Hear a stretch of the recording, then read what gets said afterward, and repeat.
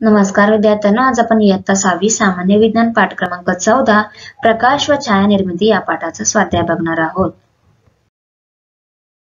प्रश्न 1, रिकाम्या जागी योग्य शब्द निवडा। पहिला प्रश्न आहे, प्रकाशाचे नैसर्गिक उगमस्थान टिंबटिंब आहे। उत्तर तारे। हा प्रश्न, टिंबटिंब हे प्रकाशाचे कृत्रिम उगमस्थान आहे। उत्तर मेणबत्ती। ही प्रश्न, लोलकातून सूर्यप्रकाश गेल्यावर तो टिंबटिंब रंगांत विभागतो। उत्तर 7। सूचीछिद्र प्रतिमा ग्राहकांमध्ये मिळणारी प्रतिमा टिंबटिंब असते। उत्तर उलटी। प्रश्न, छायेची निर्मिती प्रकाश स्रोतांच्या मार्गामध्ये टिंबटिंब वस्तू आल्यामुळे होते।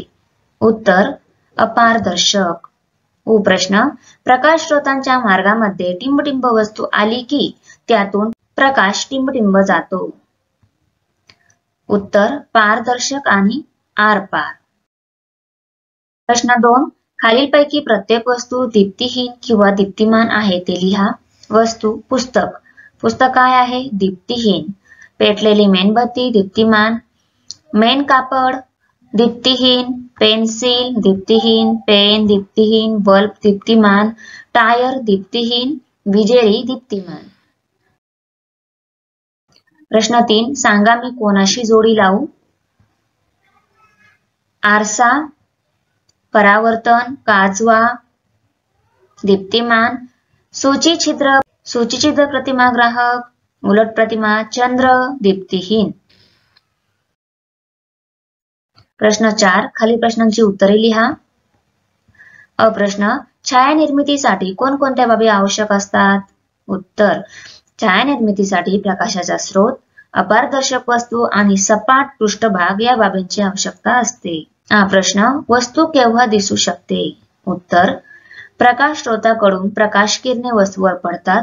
वस्तूच्या पृष्ठभागावरून प्रकाशाची किरणे परावर्तित होतात। ही परावर्तित किरणे आपल्या डोळ्यापर्यंत पोहोचली की ती वस्तू दिसू लागते।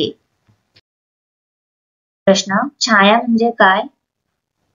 उत्तर, प्रकाशाच्या मार्गात एखादी अपारदर्शक वस्तू आली की ती हा प्रकाश अडवते। वस्तू पलीकडे असलेल्या पृष्ठभागावर जिथे प्रकाश पोहोचत नाही असा भाग काळा दिसतो। या काळ्या भागाला त्या अपारदर्शक वस्तूची सावली किंवा छाया असे म्हणतात। Thanks for watching video. इयत्ता 6वीच्या मराठी, सेमी आणि इंग्रजी या माध्यमांच्या सर्व विषयांच्या स्वाध्यायाच्या नवनवीन व्हिडिओसाठी चॅनलला सबस्क्राईब नक्की करा, लाईक करा, कमेंट करा आणि वर्गमित्रांना शेअर करा।